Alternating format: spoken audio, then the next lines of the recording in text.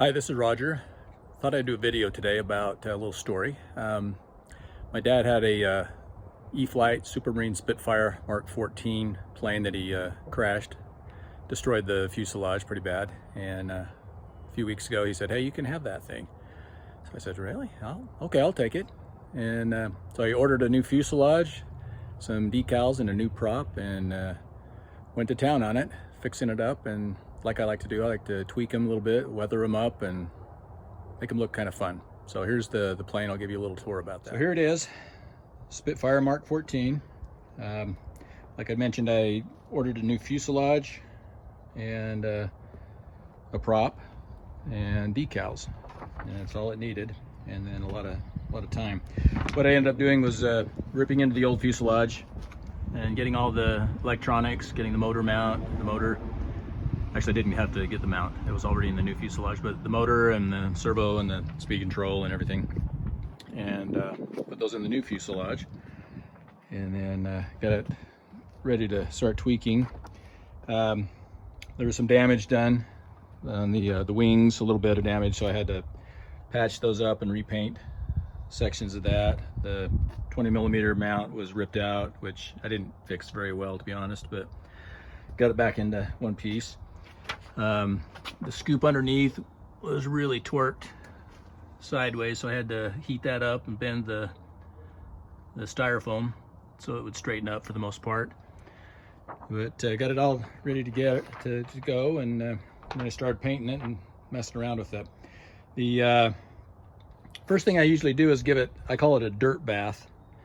After giving it an alcohol bath, which kind of gets rid of all the oils and residues so that acrylic paint, water-based paint, will stick to it. Then I give it a light coating of just kind of a dirty look. Here's some detail, just so it has kind of a little bit of texture to it instead of a slick plastic look. And then the next thing I'll do is on the seams that it has, I'll go in with a fine point Sharpie, the extra fine point, and I'll just start drawing in the seams. The dark, I usually use the black unless it's a white plane. You can kind of see it a little bit there on the green. Get that all drawn in, what I want to do. On this particular plane, the tail, it's kind of strange. It had no seams on it, on the upper part of the stabilizer, just a couple things on the back. So I had to kind of fake those, not scale, of course, but you know, it looks convincing enough. And then same thing on the bottom side. So I get those done, and then I decide what I'm going to add rivets to. And I know it's not real scale, you know, adding a lot of rivets. They tried to keep them fairly smooth, but these rivets actually came with the plane.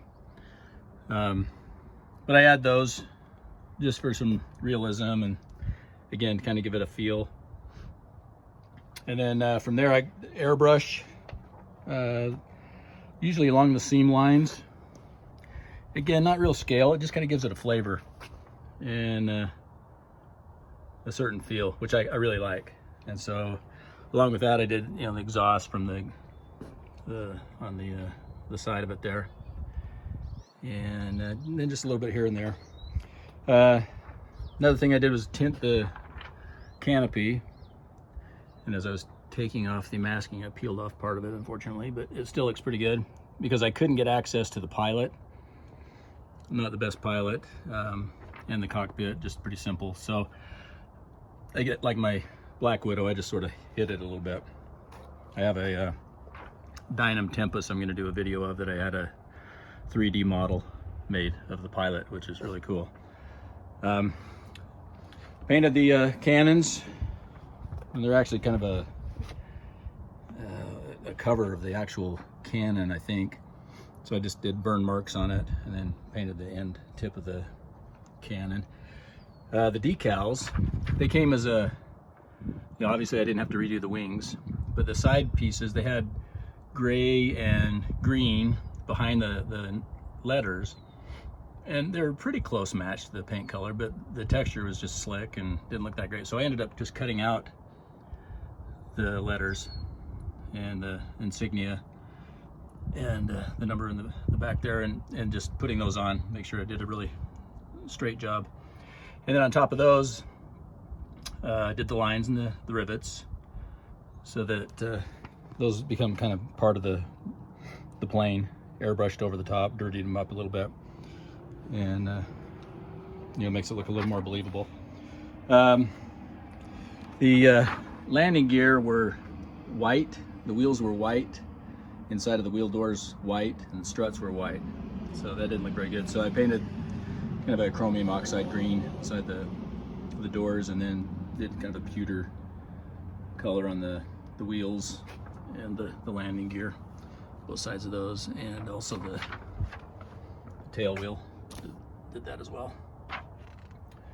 The last thing I did was to add some real weathering, the paint chips, which actually just adds silver, kind of a pewter silver, and you know, where needed to give it kind of a convincing weathered look. As I mentioned, I did the exhaust pipes. I tried kind of a jet exhaust color this time instead of the black, but the black with kind of a rosy burn on it is probably better. I think that was about it.